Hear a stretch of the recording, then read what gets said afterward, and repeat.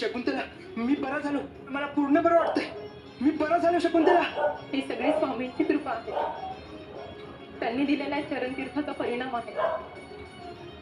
Shri Swami Samarth. Shiv Shankar Shambho.